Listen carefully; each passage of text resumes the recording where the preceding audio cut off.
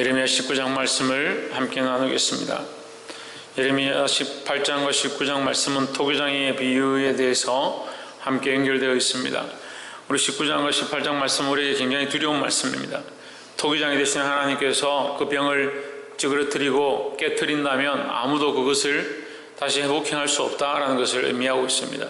그런데 그것은 누구의 뜻이냐? 하나님의 뜻이다. 옹기장이가 토기장이가 자기 마음대로 토기를 만들다가 잘못돼서 이그러지면 그것을 버리고 깨트리고 다른 것을 자기가 필요한 대로 만드는 것이 토기장의 마음이 아니냐.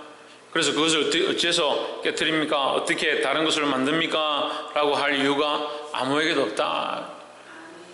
그래서 두려운 겁니다. 하나님의 뜻 앞에서 하나님께서 원하시는 대로 우리를 멸망시킨다 하더라도 우리가 할 말이 없다.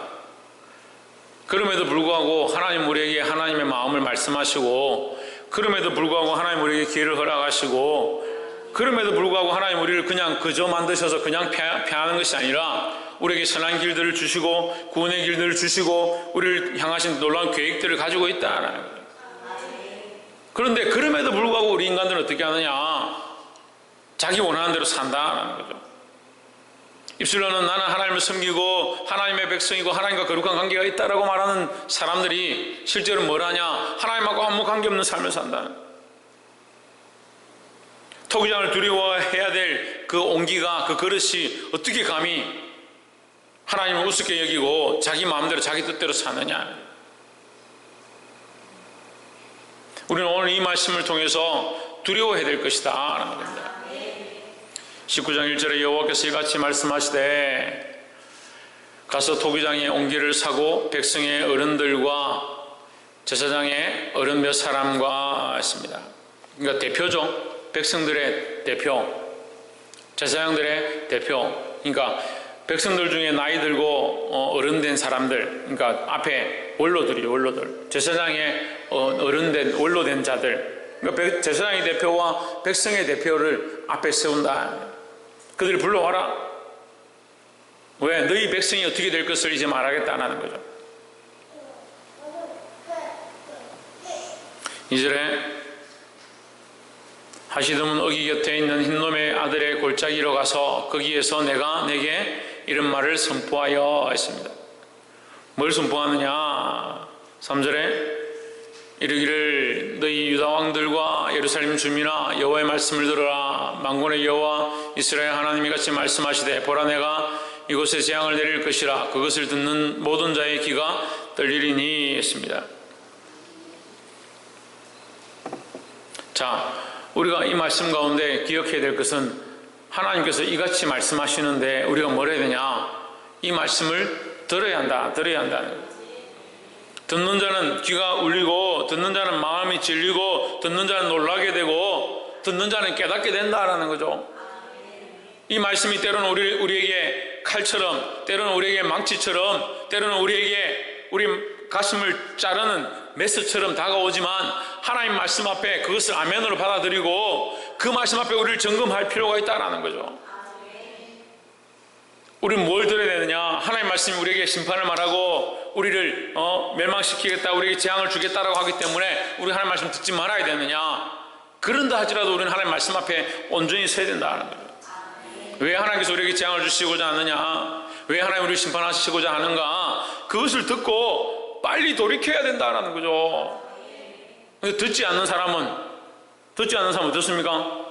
돌이킬 기회가 없습니다. 듣지 않는 사람은 회개할 기회가 없습니다. 듣지 않는 사람은 바꿀 기회가 없는 겁니다.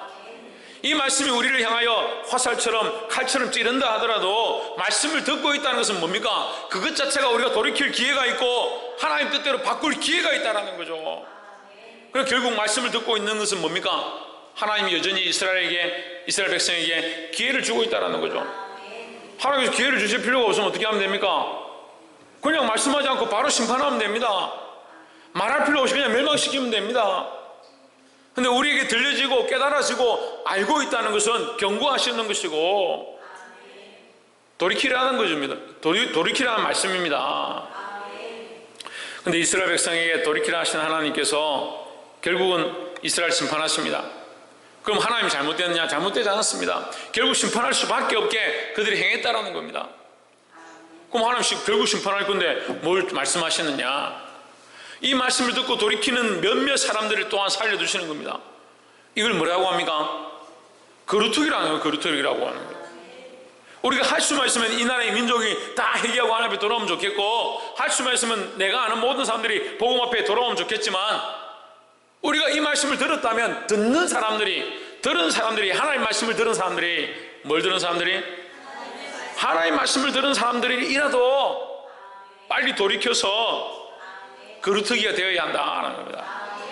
거루투기가 되면 멸망한 것이 아니라 다시 시간이 지나면 거기서 가지가 나고 잎이 나고 열매를 맺을 수 있는 장성한 나무가 될 수 있다는 거죠.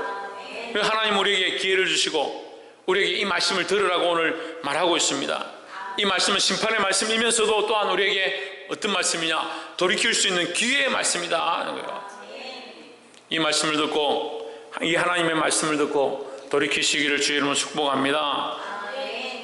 10절에 너는 함께 가는 자의 목전에서 그 오지병을 깨뜨리고, 여러분 옮기라 되는데 제 성경에는 호리병이다, 오지병이다. 목이 길다, 목이 길다. 이제 보통 병이 목이 없는 병도 많죠. 근데 목이 길고 목이 곧다. 이게 목이 곧다는 말 그냥 말 그대로 교만하다는 게 교만하다. 이스라엘 백성이 어떻느냐? 하나님 말씀을 듣지 아니하고 자기 기준대로 자기 생각대로 목이 곧다. 하나님 말씀을 들었는데 그 귀가 울렸는데 정신을 차리고 회개하고 돌이켜야 되는데 목이 곧은 백성이라서 듣지 않는다. 돌이키지 않는다는 거예요. 제가 보니까요, 이건 이스라엘 백성이 그런 게 아니라 모든 인간들이 다 그렇더라. 목이 곧더라. 목이 곧아서 하나님 말씀을 잘 듣지 않는다. 하나님 말씀을 듣고 그 말씀 앞에 회개하고 돌이키지 않는다. 너는 함께 가는 자의 목전에서 그 온기를 깨뜨리고 했습니다. 깨뜨리고는 뭡니까? 깨뜨리고는 뭘 얘기하는 거예요? 예? 하나님께서 심판하실 것이다 합니까? 아니면 지금 깨뜨리고는 뭡니까? 뭐가 다릅니까? 예. 심판하실 것이다는 아직 보이지 않고 지금 당장 현실은 아닙니다. 하지만 그 온기를 깨뜨리고는 뭐예요? 지금 현실이라는 거예요. 뭘 얘기하는 거예요? 하나님 반드시 말씀하신 것을 이루실 것이다라는 거죠. 왜 목이 곧느냐? 하나님 설마 우리를 버리겠느냐? 우리가 아브라함의 후손인데 우리를 버리겠느냐? 우리가 아브라함의 후손인 게 뭐가 중요합니까? 하나님 앞에 인정하면 받지 못하고 교만한 자리 가운데 앉아있는데 우리가 아브라함의 후손인 게 뭐가 중요하냐는 거예요. 내가 세례받았고 내가 집 사고 건 사고 교 사고 장로고 목사님 그건 뭐 중요합니까? 내가 우리 교회에서 정말 중요한 자리에 앉아있는데 내가 없으면 교회가 되나? 그게 뭐 중요합니까? 하나님 앞에 내가 똑바로 서 있지 못한데 그게 뭐 중요합니까?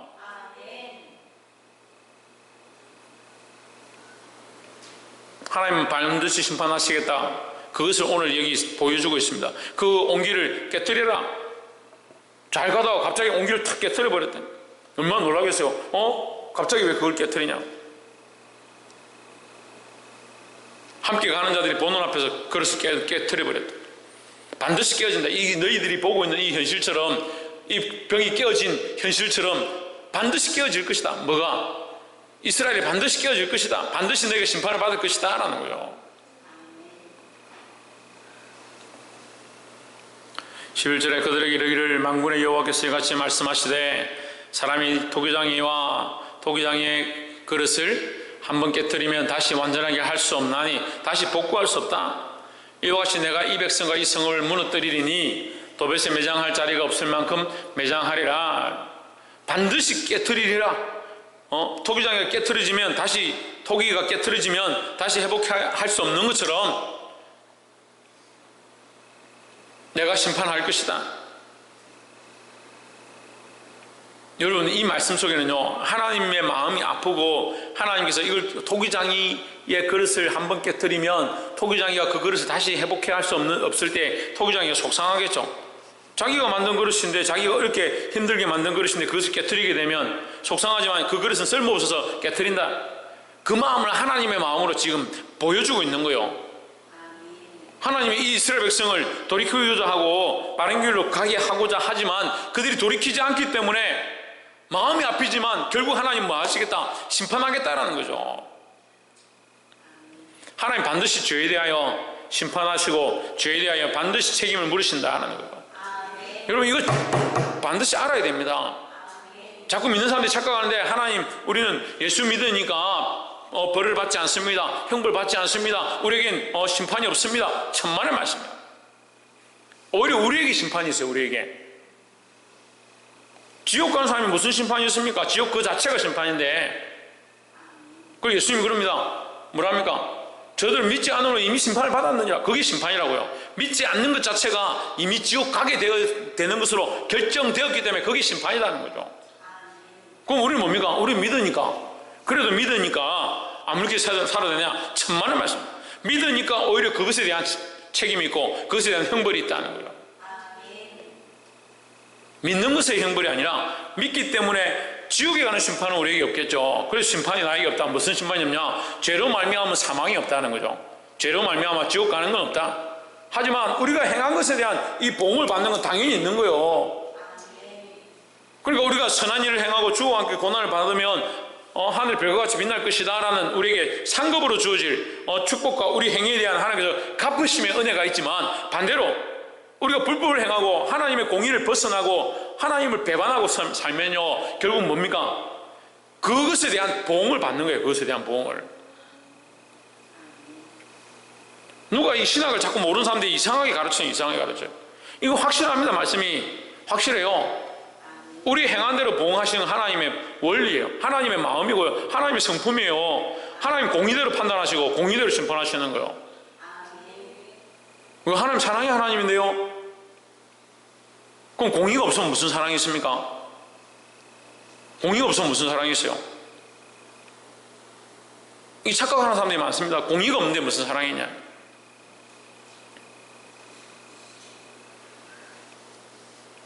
경제적으로 말해도 다 부자다. 우리 모든 사람들이 다 잘 사는 나라가 되면 좋겠다 하는데, 만약에 다 부자라 합시다. 다 부자라 합시다. 그럼 부자의 의미 자체가 없어져 버리는 거예요. 빈부 격차가 많이 나면 안 좋지만 빈부가 있기 때문에 어떤 사람은 그 돈의 효용 가치가 있는 거예요. 효용 가치가 있는 거예요. 그러니까 얼마 정도 내면 차를 탈 수 있고, 얼마 정도 내면 좀 좋은 삶을 누릴 수가 있고, 얼마 정도 내면 자기가 즐겨하는 여행도 갈 수 있고, 이렇게 되는 거지. 다 부자다. 그러면 돈을 얼마나 내요? 어떤 사람들보다 훨씬 많은 어마어마한 가치를 내야 한번 뭘 할 수 있는 거예요.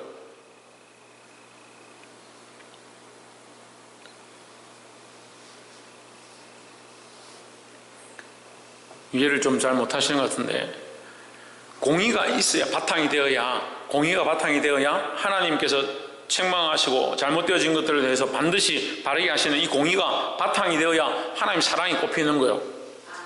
예수님이 십자가에 못 박히시는데 공의가 없으면 그 십자가에 못 박히시면 사랑의 모양으로 보일 수가 없어요. 다 사랑이고 다 긍휼이고 다 자비하심이고 하나님 공의는 없다. 그럼 왜 십자가에 못 박혀야 돼요? 십자가에 못 박힐 필요가 없잖아요. 다 사랑인데 없던 거로 하자. 없던 거로 하자. 그럼 뭐 해야 됩니까? 뭐 해야 돼요? 창조도 없던 거로 하자. 너 선악과 따먹은 것도 없던 거로 하자. 다 없애면 되는 거예요. 그게 공의가 없는 거예요. 하나님 지금 왜 이 질서를 유지해가고 왜 이 일들을 하느냐? 그 공의를, 하나님께서 공의를 가지고 계시기 때문에 너희가 범죄한 것에 대한 그것을 바르게 다시 원래대로 원상복귀할 수 없기 때문에 그 대가를 지불해야 된다. 그래서 공의의 일들을 하고 있는 거잖아요. 하나님의 성품이 공의를 무너뜨릴 수가 없어요. 공의를 포기할 수가 없어요. 그런데 우리는 사랑이라고 생각하는 것들을 굳게 잡고 있는데, 그 사랑이 뭐냐? 자기 사랑이죠. 자기 사랑이죠. 자기를 향해서 특별히 우리가 뭘 가져야 되냐? 공의의 칼을 가져야 돼요. 공의의 칼을 가지면 뭐합니까? 하나님 앞에 회개하는 겁니다. 돌이키는 겁니다. 자기를 사랑하는 부분이 있어야 되지만 자기를 향하여 공의를 가져야 돼요. 자기 가족을 향해서요, 내 자식을 향해서, 내 부모를 향해서 내가 사랑의 잣대도 가져야 되지만 특별히 뭘 다시 회복해야 되냐? 공의의 기준을 회복해야 되는 거예요. 이 공의의 기준이 회복이 안 되니까 뭐가 선하고 뭐가 바르고 뭘 고쳐야 되고 어디로 가야 되는지를 안 세우는 겁니다. 이 사회가 왜 지금 무질서해져 가냐? 앞으로 가면 더 심해지겠죠. 제가 감히 말씀드렸는데요, 공교육이 무너지죠. 유치원, 유아, 영아, 교육이 무너집니다. 손대지 못하고 책망하지 못하고 바른 길을 가르치지 못하도록 세상이 말하는 바른 길은 그냥 학습만 하면 되는 거예요. 학습을 아무리 가르쳐 보십시오. 아이들이 공의를 배우기 싫어하는데, 공의를 배우기 싫어하잖아요. 듣기만 듣고. 그럼 학습하는데 돌아다니고 안 들으려고 하면 어떻게 할 건데요? 어떻게 할 거냐고요? 사랑만 있으니까 그것도 사랑해야 되고, 올라와서 선생님 수염을 잡아 당겨도 사랑해야 되니까 참아야 되고, 목사님 멱살 잡고 끌고 내려가도 사랑하니까 참아야 되고, 그게 무슨 바른 교육이라고 지금 착각하고 있는 거예요. 근데 오늘날 그게 교육이라고 얘기하는 거예요. 여러분 심각해요. 그런데 그게요, 이 사회의 책임이라고 하기 전에 이미 우리 안에 잘못되어진 사랑으로 공의를 무시해버리고 하나님의 법을 무시해버린 게 우리 안에 너무나도 많이 훈련되어져 있는 거예요. 그 내가 좋아하는 사람, 내가 이뻐하는 사람, 그건 책망할 수 없다. 아유, 저거 불쌍하고 안타까워서 어떻게 내가 뭘 하냐. 이미 나 스스로 공의를 무너뜨리고 있는 거예요. 저희 아이들 보니까요, 자기에 대해서는 굉장히 관대하는 거예요. 자기 게임을 하든지 자기가 놀든지 자기 유튜브를 보든지 핸드폰을 뭘 하고 있든지 자기에 대해서는 관대하는 거예요. 근데 동생이 뭘 하잖아요. 니 지금 공부 안 하면 뭐하노? 이 형아들이 그렇게 동생한테. 제가 가만 보니까 참 답답한 거예요. 자기에 대해서는 공의를 안 세우고요, 자기 자신에 대해서는 공의를 안 세우고 뭘 세우냐? 사랑을 엄청나게 하는 거예요. 아이고, 내가 지금 오늘 고생해서 들어왔는데 좀 쉬자, 좀 내가 좀 놀면 어떠노? 그렇게 생각하고요. 동생이 조금 이렇게 하면 이놈 자식이 지금, 야, 중학생이 공부할 때 뭐하냐? 제가 보기엔 대학생이 공부할 때인데. 자기 자신에 대해서는 공의를 안 세워요. 자기를 너무 사랑하기 때문에. 여러분, 제가 그냥 우스갯소리처럼 얘기하지만 여러분 자신이 지금 심각한 거예요. 자기에게 대한 사랑이 너무 많다고요. 자기에 대한 연민이 너무 잘 철저하게 세워져 있어요. 그걸 자기를 너무 용납하는 거예요. 너무 용납하는 거예요. 자기를 너무 용납하고 자기 자식을 너무 용납하고 이해하고 사랑하고, 그게 사랑인 줄 자꾸 세워가는 겁니다. 그리스도는 우리를 위하여 피 흘리시고 우리를 위하여 희생하시고 우리를 끝까지 사랑하시고 그렇게 하는데 우리는 뭘 하냐고요? 이 복음을 지키기 위하여, 이 하나님 나라의 말씀을 지키기 위하여 피 흘릴까지 싸우지도 않습니다. 믿음으로 철저하게 나아가지도 않습니다. 나 자신을 말씀 앞에 굴복시켜서 날마다 나를 쳐서 복종케 하지도 않습니다. 내 자녀를 말씀 앞에 온전히 세워서 믿음으로 나아가도록 내가 붙들고 싸우지 않습니다. 그럼 뭘 하겠다는 거예요? 그러면서 뭘로 포장하냐? 사랑이라는 이름으로 포장을 다 해버려요. 내가 이만큼 사랑하니까 내가 이렇게 다 했지. 우리 자식들은 이렇게 고생하면 안 돼. 그러면 여러분도 이렇게 믿고 싶지 않고 이렇게 희생하고 싶지 않은 그 신앙을 뭐 하려고 자식들한테 물려줍니까? 누가 여러분들처럼 그렇게 살겠어요? 그러니까 믿음의 대가 지나가면 지나갈수록요, 점점 믿음이 없어져 가는 거예요. 그나마 우리 믿음의 선조들은 3.1 운동하면서 일제 앞잡이 속에서 6.25 사변을 거치면서 믿음으로 싸워서 피 흘린 흔적들이 남았어요. 그 다음 세대는 그나마 그 모습들을 본받고 한국 교회를 세운 기초가 있는 겁니다. 근데 그 다음 세대들은 뭐하냐고요? 야, 그나마 나라가 좀 살만하고 그나마 좀 편안하니까 우리 자식들 어째 하시든 대학 보내고 어째 했으면 좀 먹고 살고. 그리고 그 다음 세대는 어떻게 돼요? 잘 살만하거든요. 대학 안 가는 사람이 없어요. 먹고 사는데 아무 주장이 없어요. 근데 좀 더 호의호식하자, 좀 더 즐기자, 좀 더 자자, 좀 더 눕자라는 세대가 되어가는 거예요 지금. 근데 그걸 누가 앞장서냐? 그 부모가 앞장서서 자식을 그렇게 키우는 겁니다. 그 자식을 키우다 안 되니까 어디까지 하냐? 강아지, 개, 고양이, 강아지나 개나, 개, 고양이, 돼지. 이제 돼지 아나콘다도 집에 키우대. 어쩌다가 우리나라가 이렇게 살기 좋은 나라가 됐어요? 하나님의 은혜로 낙동강만 무너지면 이제 다 죽는다. 거기 피 흘리고 낙동강물이 피바다가 되어 강물이 피로 변할 만큼 거기 수많은 생명이 죽고 총알이 날아다니고 빗발치던 그 전투에서 희생한 그게 얼마나 됐다고 다 잊어버리고, 뭐가 선이고 뭐가 악인지 이미 다 무너져서 그냥 좋은 게 좋다. 다시 말씀드리는데요, 하나님 반드시 심판하십니다. 우리가 알아야 되는 거예요. 이걸 우리가 별로 알고 싶지 않고 듣고 싶지 않다 해서 없는 게 아니에요. 하나님의 심판은 반드시 있는 거예요. 하나님의 심판이 반드시 있다는 건 하나님 반드시 공의를 행하신다는 거예요. 이걸 두려워해야 된다고요. 그러니까 지금 우리는 정신을 차리고 내 안에 공의를 세우고요, 내 가정 안에 공의를 세우고요, 교회 안에 공의를 세우는 일을 해야 되는 거예요.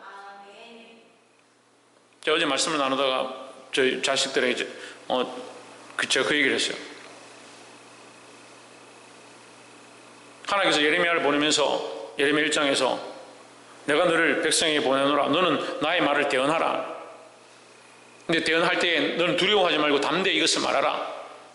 그런데 만약에 네가 그 백성을 두려워하면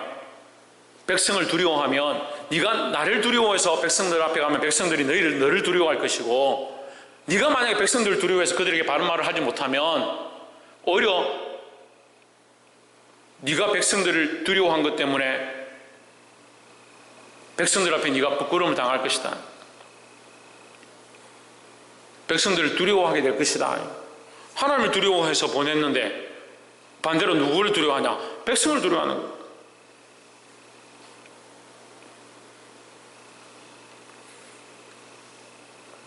그래서 우리 아들한테 그렇게 얘기했습니다.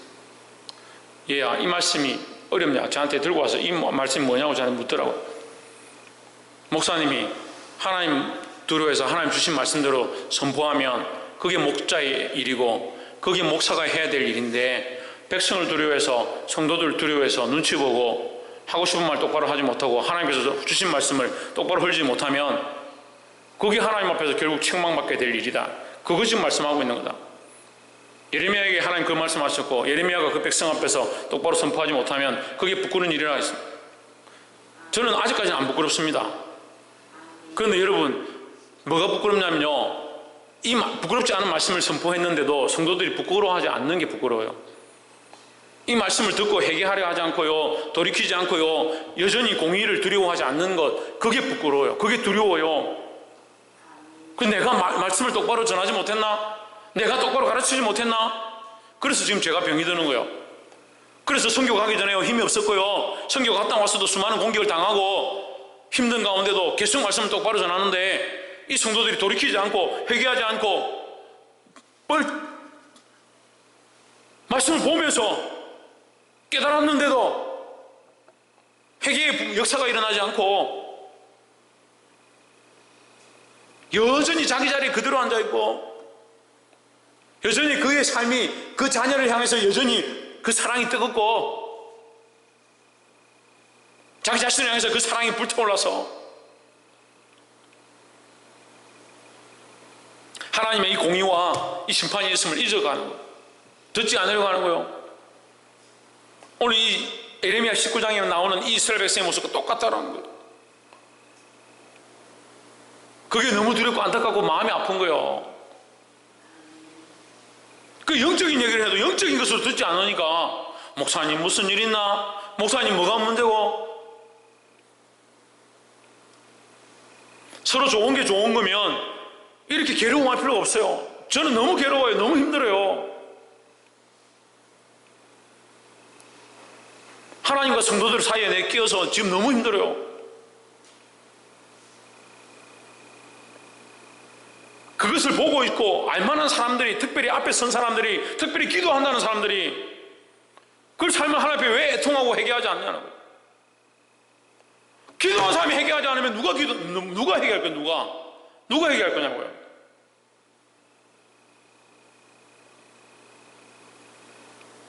하나님 심판이 반드시 있습니다. 그것이 하나님의 마음이고 하나님 반드시 공의를 행하실 것입니다. 그럼 우리가 이것을 두려워하고 돌이켜야 된다는 거예요. 우리 삶에도 뭘 세워야 된다? 공의를 세운다. 사랑은요 당연히 세워가는 거고 하나님이 공의를 바로 세울 때 사랑이 온전해져 가는 거예요. 그 공의가 없으면 사랑이 온전할 수가 없어요. 마지막 세 번째로 15절에 만군의 여호와 이스라엘의 하나님이 말씀하시되 보라 내가 이 성에 대하여 선언한 모든 재앙을 이 성읍과 그 모든 촌락에 내리니니 이는 그들의 목을 곧게 하여 내 말을 듣지 아니함이라 하시니라 했습니다. 자, 하나님께서 우리에게 뭘 하라고 지금 말씀하시는 거예요. 하나님이 지금 모든 재앙을 내린다고 처음에도 말씀하셨죠. 그럼 뭐라 합니까? 처음에 뭐라 했습니까? 내릴 것이니까 뭐라 했습니까? 그 하나님 말씀 들으라 했잖아요. 들으라고. 하나님 심판을 내리실 테니까 그 말씀을 들으라는 거예요. 듣고 뭐 해야 됩니까? 듣고 뭐 있어야 됩니까? 지금 이는 그들의 목을 곧게 하여 내 말을 듣지 아니함이라 그 이유를 얘기하고 있죠. 하나님 심판을 내리는 이유에 대해서 얘기하고 있죠. 뭐 하지 않기 때문이다? 하나님 말씀 듣지 않기 때문이다. 뭐 때문에? 목을 곧게 해서 듣지 않는다. 우리는 뭘 해야 됩니까? 이 목이 곧은 교만이라고. 교만. 하나님 앞에 이 교만을 내려놓아야 된다는 거예요. 그러니까 교만함을 내려놓지 않으니까요 회개가 안 되는 거예요. 교만함을. 자기 죄인임을 인정하지 않으니까요 회개가 안 되는 거죠. 자기 생각이 바르니까요 내 생각이 옳다, 내 생각이 최고다, 나는 항상 바른 생각을 하고 있다라고 착각하니까 하나님 말씀을 듣지도 않고 그 앞에 회개도 하지 않는 거예요.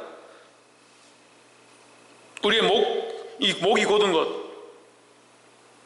우리의 이 교만함을 하나님 앞에 회개하기 시작해야 된다는 거예요. 말씀 맺겠습니다. 사랑하는 성도 여러분, 모든 것 중에 교만이 제일 문제입니다. 그런데 우리가 이 교만한 줄 너무 모르고 사는 거예요. 반대로요, 겸손과 교만의 이 레벨이 얼마일까? 한도 끝도 없습니다. 정도를 정할 수가 없어요. 그 어느 정도가 교만한 것이고 어느 정도가 겸손한 건지 우리가 알 수가 없어요. 그러니까 우리는 하나씩 겸손하고자 노력해야 되는 거예요.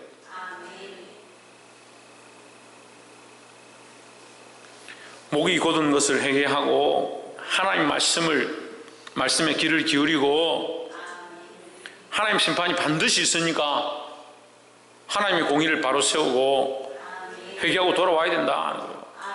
우리가 뭘 세우냐? 하나님의 공의를 세워야 된다. 우리 사랑은 충분하다. 우리가 사랑하는 것들은 충분하다. 그러니까 뭘 세워야 되냐? 공의를 세울 때 사랑이 온전해질 수 있다. 이 말씀을 듣고 하나님 앞에 바로 서시기를 주의 이름으로 축복합니다. 기도하겠습니다.